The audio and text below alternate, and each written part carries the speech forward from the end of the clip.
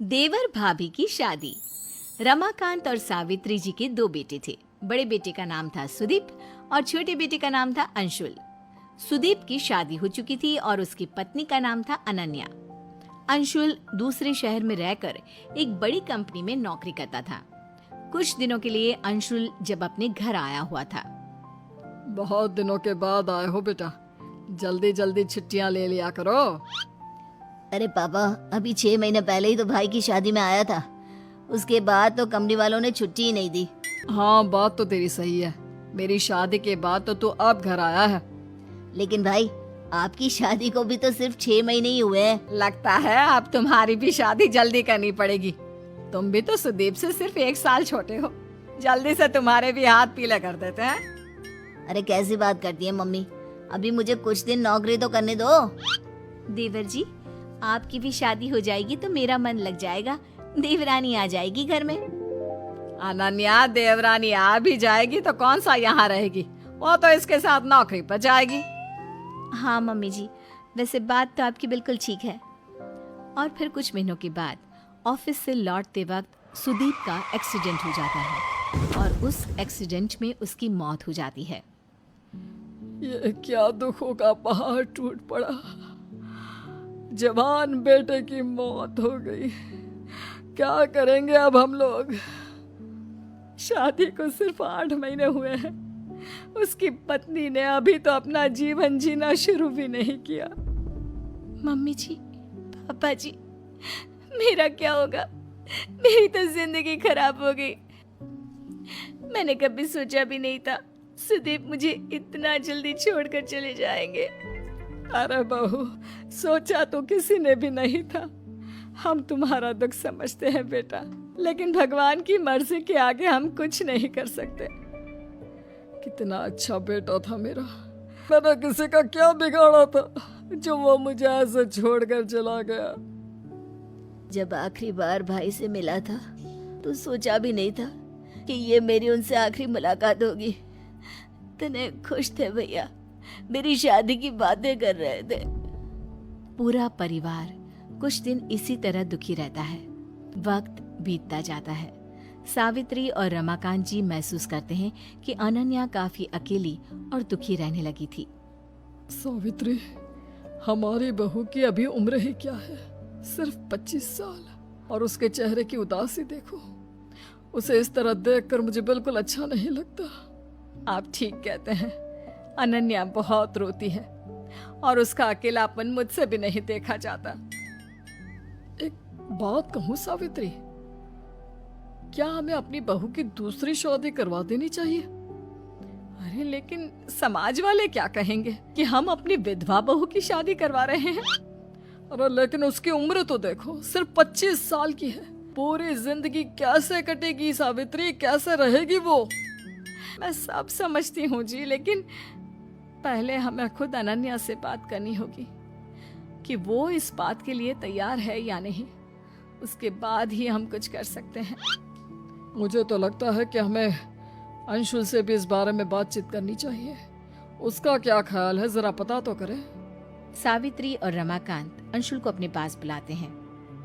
अंशुल बेटा, तुम तो जानते हो सुदीप के जाने के बाद अनन्या की कैसी हालत हो गई है। तुम्हारा इस बारे में क्या ख्याल है? पापा, मुझे लगता है हमें भाभी की दूसरी शादी करवा देनी चाहिए।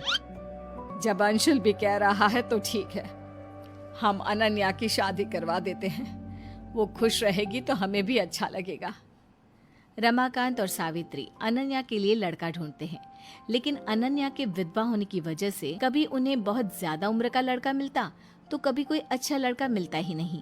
इस बात से रमाकांत और सावित्री अच्छे खासे परेशान हो जाते हैं। मम्मी जी, पापा जी, आप मेरे लिए बेकार में ही परेशान हो रहे हैं। मैं बिना किसी शिकायत के अपनी पूरी जिंदगी ऐसे ही निकाल लूंगी, कोई परेशानी नहीं होगी। नहीं बेटा, हम तुम्हें इतना दुखी नहीं देख सकते। हमारा बेटा तो चला गया और अब तुम्हारी पूरी जिंदगी ऐसे ही खराब हो गई तो हम अपने आप को माफ नहीं कर पाएंगे। देखो अनन्या, तुम कहने को हमारी बहू हो, लेकिन इस घर की सदस्य हो और इस नाते तुम्हारी खुशियों का ख्याल रखना हमारी जिम्मेदारी है। मम्मी जी, पापा जी, लोग नौकरी करते हैं और एक तू है जो नौकरी करने का नाम ही नहीं लेता कभी। आप लोगों के होते हुए भला मैं नौकरी क्यों करूं? अरे हम कब तक पैसे देंगे तुझे? तुझे भी तो अपने पैरों पर खड़ा होना होगा ना। कौन सा उधार के पैरों पर खड़ा हूं? अपने ही तो पैरों पर खड़ा हूं मैं। इसी तरह रौनक दिन प्रतिदिन लापरवाह होता जाता है। उसकी लापरवाही को देखते हुए अरविंद और कमला अपने बेटे की शादी कराने का फैसला लेते हैं और 1 महीने के अंदर अंदर ही रौनक की शादी मेघा नाम की लड़की से करा देते हैं। शादी के कुछ दिन बाद, रौनक मुझे एक अच्छी सी साड़ी चाहिए, आप ला दोगी ना? हाँ, क्यों नहीं। कितने तक की आती है साड़ी? यही करीब 5,000 तक की। तुम चिंता मत करो, मैं आज ही डैडी से पैसे मांगकर तुम्हारे लिए साड़ी ले आऊंगा। आप कब तक ऐसे ही अपने पापा से पैसे मांगते रहेंगी? कोई अच्छी सी नौकरी क्यों नहीं कर लेते आप? अरे डैड के होते हुए मुझे नौकरी करने की जरूरत ही क्या है? पर आप ऐसे कब तक उनसे पैसे मांगते रहेंगे? कुछ आपको अपने दम पर भी तो करना होगा ना। अब तुम भी बाकी लोगों की तरह मुझे ज्ञान देना शुरू मत कर देना। साड़ी चाहिए ना तुम्हें, मिल जाएगी बस। इतना कहकर रौनक अपने पिता से पैसे मांगने चला जाता है। डैडी, मुझे 5,000 रुपया चाहिए। अब 5,000 क्यों चाहिए तुझे? वो मेघा को साड़ी चाहिए थी। अरविंद आगे बिना कुछ कहे चुपचाप उसे पैसे निकाल कर दे देता है। कुछ दिन बाद, तुम्हें नहीं लगता कमला, रौनक हम पर पहले से भी ज्यादा डिपेंड हो गया है? मुझे तो अब उसके भविष्य की चिंता होने लगी है। कल को हमें कुछ हो गया तो वो क्या करेगा? काश तुमने पहले ये सोच लिया होता तो आज हमारा बेटा इतना लापरवाह नहीं होता। तब मुझे कहाँ पता था कि मेरा लाड प्यार उसे इतना बिगाड़ देगा कि वो इस हद तक लापरवाह बन जाएगा। कोई बात नहीं, अभी भी देर नहीं हुई। मुझे पता है उसे कैसे सुधारा जा सकता है। कैसे? अरविंद कुछ कहता उससे पहले रौनक वहां आ जाता है और पैसों के लिए हाथ फैलाने लगता है। डैड, मैं और मेघा बाहर घूमने जाना चाहते हैं। अरे वाह, ये आज सूरज कहाँ से निकला है? Dad please. अच्छा चलो अब मुद्दे की बात करो। मुझे अब 25,000 चाहिए। अब तुम्हें 1 रुपया भी नहीं मिलने वाला। अगर तुम्हें पैसों की इतनी ही जरूरत है तो कोई ढंग की नौकरी कर लो। मम्मी, आप कुछ कहिए ना डैड को। बेटा, वो गलत क्या बोल रहे हैं? ये सब हम तेरे भले के लिए ही तो कर रहे हैं। मम्मा, मैंने बताया ना आपको, मुझे नहीं करनी कोई जॉब वॉब। तो ठीक है, निकल जाओ हमारे घर से। तुम्हारे जैसे लोगों के लिए मैंने ये घर खड़ा नहीं किया है। जितना ये घर आपका है ना, उतना ही मेरा भी है। मैं कहीं नहीं जाने वाला। जाना तो पड़ेगा ही तुझे, क्योंकि अब मैं तेरा कोई भी खर्चा नहीं उठाने वाला। ठीक है, मत उठाइए मेरा खर्चा, मैं अपने दम पर भी जी सकता हूँ।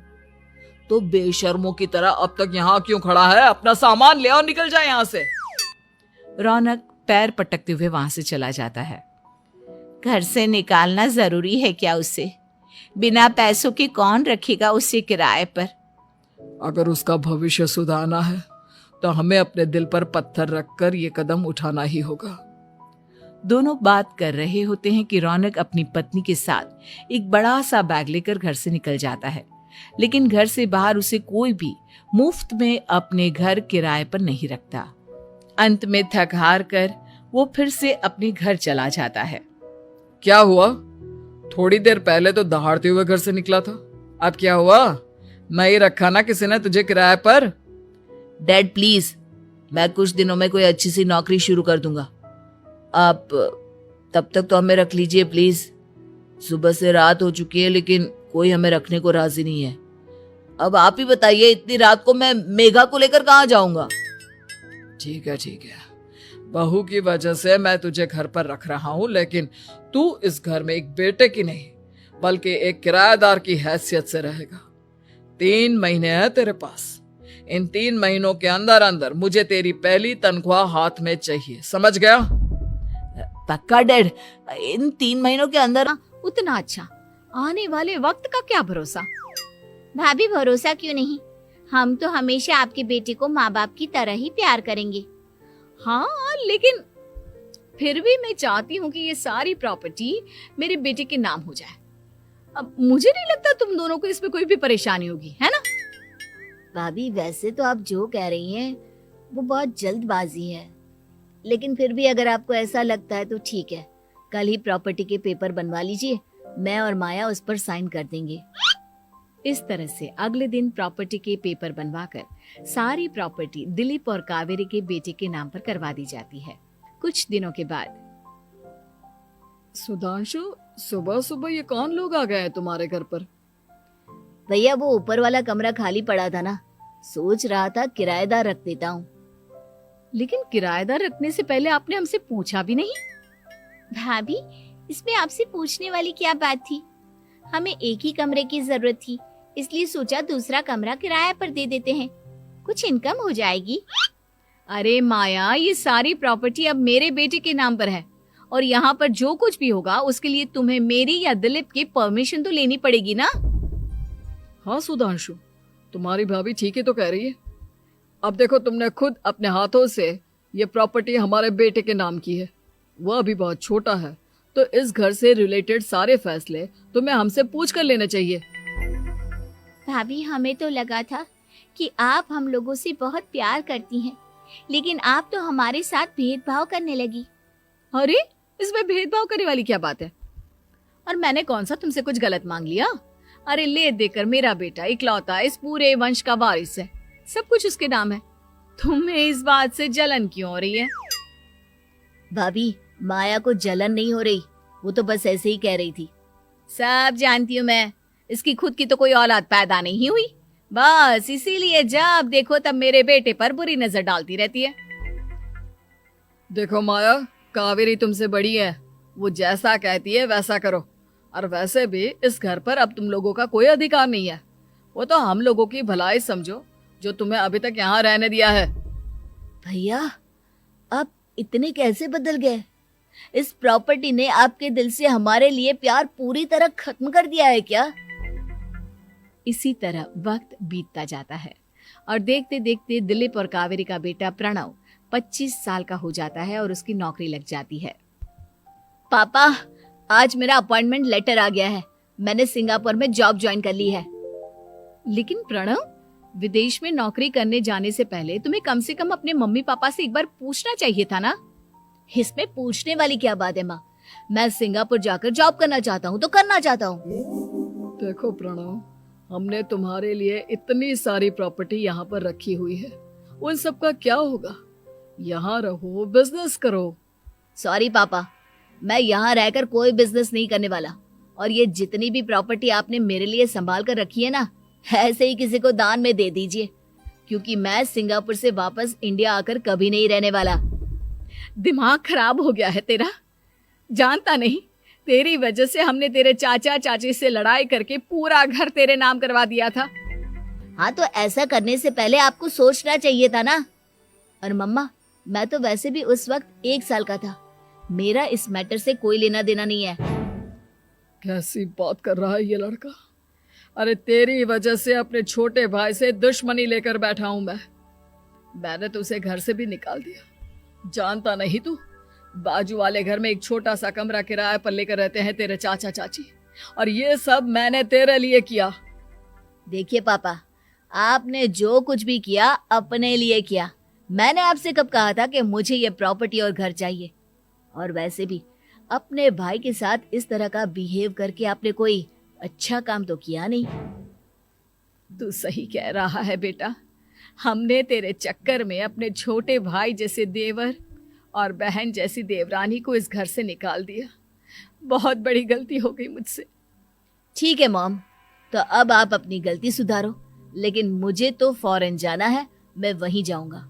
अब आगे क्या करना है ये आपका डिसीजन है। और प्रणव सिंगापुर जॉब करने के लिए चला जाता है। कुछ दिनों के बाद जब दिलीप और कावेरी को अपनी गलती का एहसास होता है तो वो सुधांशु के घर पहुंचती है। सुधांशु, माया, हमें माफ कर दो, हमसे बहुत बड़ी गलती हो गई। क्या हो लगाती हुई उसके कमरे में जाती है। सुरभि, सुरभि, क्या हुआ? अभी तक सो रही हो तुम? क्या हो गया? माँ जी, मुझे बहुत तेज बुखार आ रहा है। अच्छा। ठीक है, ऋतिक को बुलाती हूँ। माँ जी, मुझे बुखार आ रहा है और आप हंस रही हैं। अरे नहीं बहू, मैं कहाँ हंस रही हूँ। वो तो मेरी हंसी रोक ही नहीं रही है। माँ जी, जब आपकी तबीयत खराब होती है तो मैं आपका कितना ख्याल रखती हूँ और आप मुझ पर हंस रही हो। चले जाओ आप यहाँ से। बहू सुन तो सही। नहीं माँ जी, आप जाओ यहाँ से। अब तो आपके बेटे ही आपसे बात करेंगे और मैं पापा जी को भी बताऊंगी कि आजकल आप क्या कर रही हैं। जब ऋतिक घर आया तो सुरभि ने उसे सारी बात बताई। मुझे तुम्हारी बात पर विश्वास नहीं हो रहा। माँ तो तुमसे बहुत प्यार करती है, फिर वो तुम्हारा और तुम्हारे घर वालों का मजाक क्यों उड़ाएंगी? खैर अभी छोड़ो इस बात को, अभी तो तुम मेरे साथ चलो, तुम्हारी दवाई ले आते हैं। कुछ दिन में सुरभि ठीक हो गई। एक दिन ऋतिक को पता चला कि उसकी मौसी के बेटे राहुल की तबीयत बहुत खराब है, तो वो अपनी माँ और पत्नी को लेकर हॉस्पिटल पहुंचा। मौसी जी, कैसे हैं राहुल भैया? बेटी, इतने दिन हो गए मेरे राहुल को बीमार हुए, लेकिन उसकी तबीयत में कोई सुधार नहीं आ रहा। अरे छोटी, हुआ क्या है राहुल बेटे को? कुछ बता तो सही। माँ, आप हंस क्यों रही हो? कहाँ हंस रही हो बेटा? मैं तो अपनी बहन के बेटे के लिए परेशान हूँ। माँ, ये क्या तरीका है? रहने दे बेटा, ये तो मैंने सुना था कि मुसीबत में साया भी साथ छोड़कर चला जाता है। आज मैंने देख भी लिया। अरे नहीं बहन, मैंने ऋतिक और राहुल में ना कभी कोई फर्क नहीं किया। फर्क तो दिख रहा है कुसुम दीदी। अगर आपकी बेटे की तबीयत खराब होती तो आप ऐसे हंसती क्या? ऋतिक बेटा, ले जा अपनी माँ को यहाँ से। ऋतिक बहुत गुस्से में अपनी माँ से बात करने लगा, लेकिन कुसुम तो सिर्फ हंसे ही जा रही थी। ऋतिक ने अपने पापा को फोन करके बुलाया और उन्हें सारी बात बता दी। बेटा, तेरी माँ तो अपने घर वालों से बहुत प्यार करती है और वो बहुत समझदार है। वो ऐसी हरकत कभी नहीं कर सकती। जरूर कोई ना कोई बात है। कल मैं उसे डॉक्टर के पास ले जाऊंगा। शाम को खाना खाने के बाद सुरभि कुसुम को दवाई देने के लिए गई तो उसने देखा कि दवाई की वो बोतल तो बिल्कुल खाली थी जो सुरेश गलती से ले आया था। सुरभि ने वो बोतल सबको दिखाई। अरे, ये दवाई तो गलती से आ गई थी और मुझे तो पता भी नहीं कि ये किस मर्ज की दवाई है। कुसुम, क्या तुमने ये दवाई पी थी? हाँ जी, एक दिन जब बहू काम में लगी थी ना, तो मैंने ये दवाई पी कर देखी थी। मुझे दवाई बहुत स्वादिष्ट लगी तो मैंने सारी पी ली। माँ, आपको दवाई स्वादिष्ट लगी? अरे आप भी बच्चों जैसी बात करती हो। ऐसे कोई भी दवाई नहीं पीनी चाहिए, इससे कोई बड़ा नुकसान भी हो सकता है। मैं अभी डॉक्टर से पूछ कर आता हूँ। ऋतिक डॉक्टर के पास गया और कुछ देर में वापस घर आकर सबको बताया। माँ ने जो ये दवाई खाई है ना, ये हंसने वाली दवाई है और माँ ने एक साथ बहुत मात्रा में दवाई खाई है, तो इसका असर थोड़े समय तक तो रहेगा। उसके बाद माँ बिल्कुल ठीक हो जाएगी। अच्छा हुआ जो तू डॉक्टर से पूछ कर आया, नहीं तो हंसते हंसते मेरा पेट ही दुख गया है। तुम जब तक पूरी तरह ठीक नहीं हो जाती घर पर ही रहना, और घर पर कोई मेहमान आए तो उससे बात मत करना। आप ठीक कह रहे हो, मैं ऐसा ही करूंगी। अब मैं बिल्कुल हंसूंगी। कुसुम की बात सुनकर देखो, तुम्हें जो चाहिए सब मिलेगा। खूब खाओ पियो, मजे की जिंदगी जियो, लेकिन बस मुझे एक बच्चा पैदा करके दे दो। कुछ दिनों के बाद मम्मी, बच्चे के लिए आपने मेरी शादी चमेली के साथ करवा तो दी, लेकिन दिन और रात का चैन मिट गया है। सारा दिन शीतल और चमेली की बहस चलती रहती है। अब शीतल को इस घर में रखने से क्या होगा? मैं तो कहती हूँ उसे घर से निकाल दो, है भी किस काम की। मैं ऐसा नहीं कर सकता माँ, वो मेरी पत्नी है, उससे बहुत प्यार करता हूँ मैं। तुम्हारी पत्नी चमेली है, चमेली, उससे प्यार करो। अरे तुम्हारे बच्चे को जन्म देने वाली है वो। अभिमन्यु, मैं खुद ही इस घर से चली जाती हूँ। वैसे भी अपने ही घर में नौकरों की तरह रहकर परेशान हो चुकी हूँ। घर की नौकरानी मेरे ऊपर हुक्म चलाती है। वो तुम्हारी पत्नी बन चुकी है। अब मेरा इस घर में क्या काम। अभिमन्यु के बार बार रोकने पर भी शीतल उस घर से चली जाती है। कुछ दिनों के बाद चमेली एक बच्चे को जन्म देती है। भगवान ने मेरी सुन ली। मेरे बेटे का घर भर गया। उसका अपना बच्चा इस दुनिया में आ गया। मम्मी जी, बच्चे को हाथ लगाने से पहले मेरी एक शर्त तो सुन लो। तुम कहना क्या चाहती हो चमेली? आपकी मम्मी को बहुत शौक था ना अपने पोते को खिलाने का। अब देखो, इस दुनिया में हर चीज की कोई ना कोई कीमत तो होती है। तुम अपनी आधी प्रॉपर्टी मेरे नाम कर दो, बच्चा तुम्हारे नाम। अरे लेकिन मैंने अपने बेटे से तुम्हारी शादी करवाई है। अब ये सौदेबाजी कहाँ से आ गई? जो औरत अपनी बहू को घर से निकाल कर एक नौकरानी के साथ अपने बेटे की शादी करवा दे, वो तो सौदेबाजी कर ही सकती है ना। उसका कैसे भरोसा कर सकते हैं? मुझे बस आप लोगों की प्रॉपर्टी चाहिए, उसके बाद ही बच्चे को आप हाथ लगा सकते हैं। मैंने कहा था ना मम्मी, आप गलत कर रही हैं। देखिए, उसका नतीजा आपके सामने है। जब शीतल को पता चलता है कि अभिमन्यु और चमेली का बच्चा दुनिया में आ गया है तो वो अपने घर पहुंचती है। अभिमन्यु, कहाँ है आपका बच्चा? क्या मैं उसे देख सकती हूँ? कुछ भी मत पूछो शीतल। माँ की हुई एक गलती हम लोगों पर भारी पड़ रही है। वो नौकरानी अपनी औकात पर आ गई है और अब हमसे अपनी आधी प्रॉपर्टी मांग रही है, वो भी बच्चे के बदले में। एक बात कहूँ अभिमन्यु, आप उससे कुछ भी देने से मना कर दो। अरे कैसी बात कर रही हो? मेरे बेटे की औलाद है उसके पास, ऐसे कैसे मना कर दे?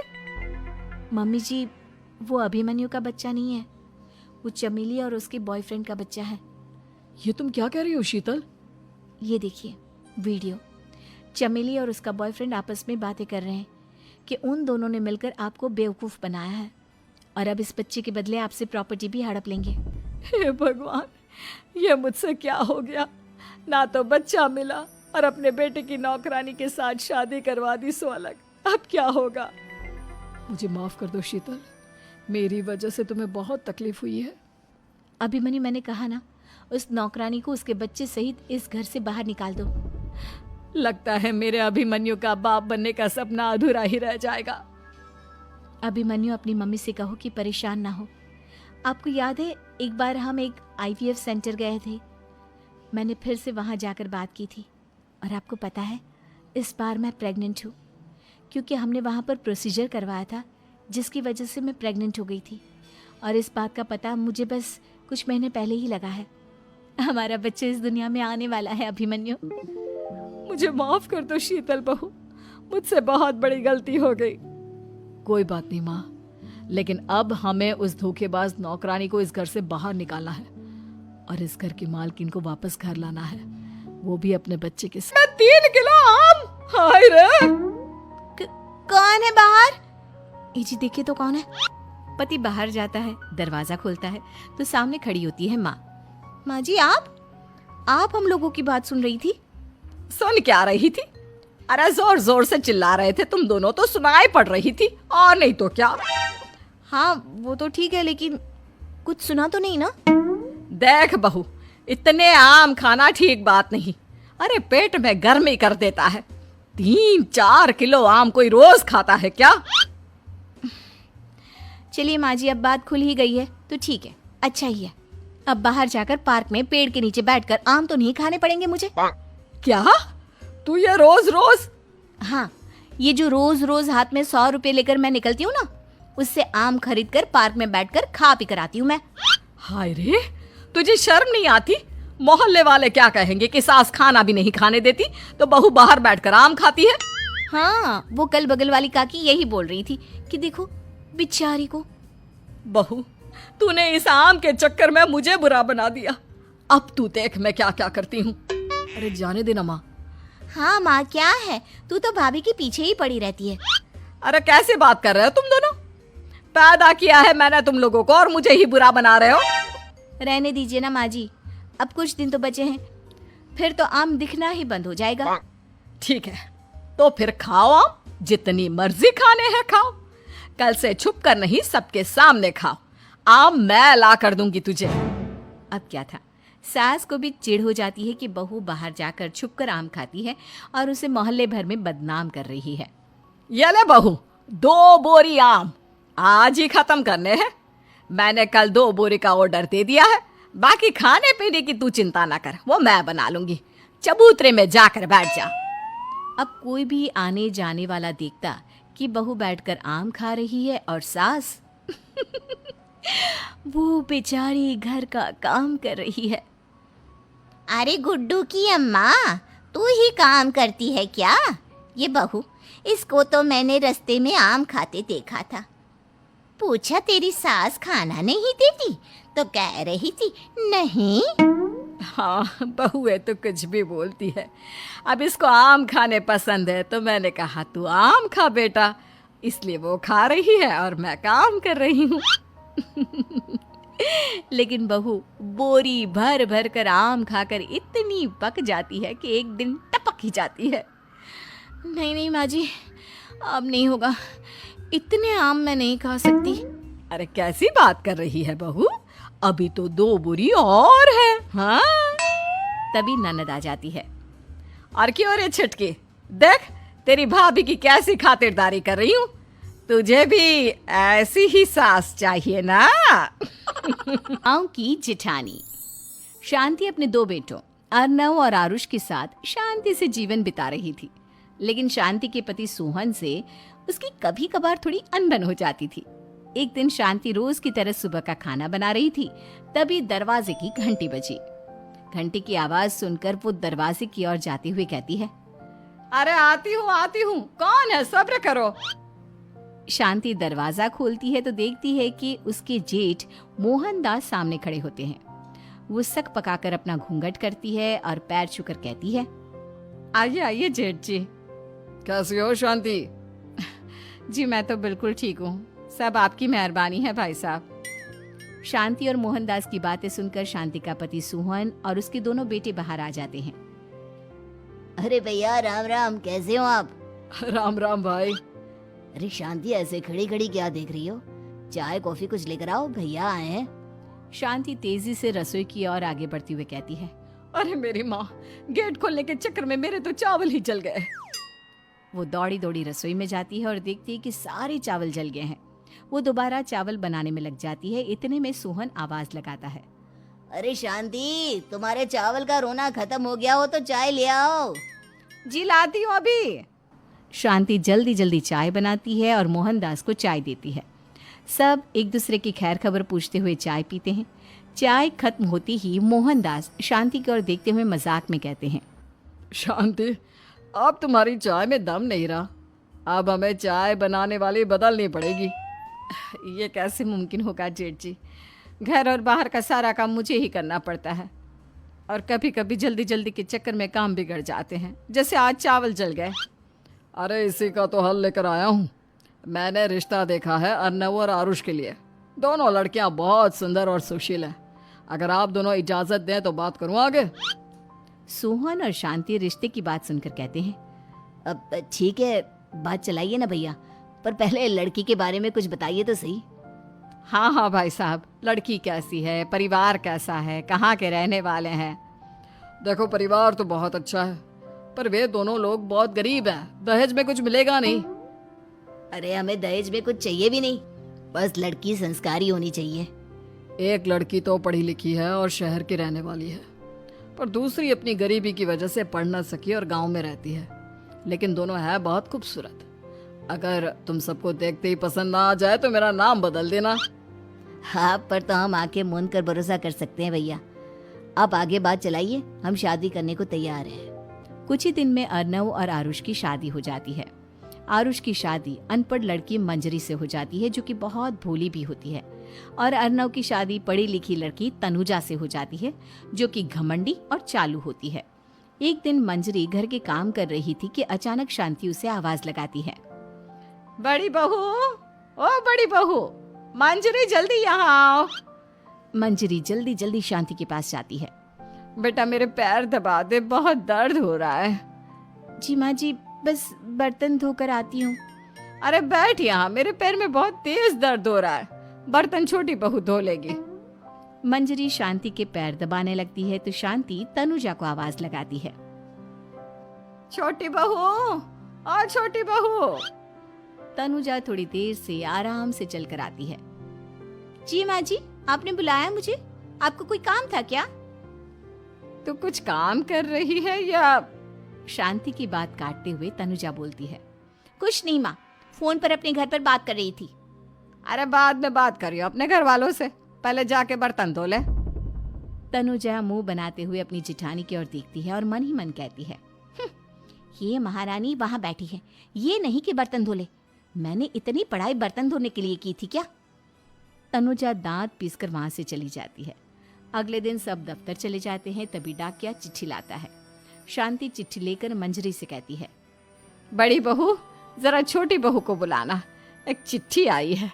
मेरी तो आंखें कमजोर है तो मुझसे पढ़ा नहीं जाएगा।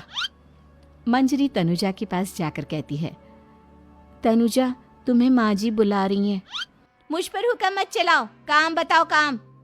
अरे मैंने तुम पर कहाँ हुक्म चलाया, और हुक्म चला भी दूंगी तो क्या हुआ? तुम तो मेरी छोटी बहन की तरह हो ना। तुम जैसी अनपढ़, जाहिल और गांव की गवार मेरी बहन नहीं हो सकती। बेचारी मंजरी तनुजा की बात सुनकर अपना सा मुंह लेकर रह गई।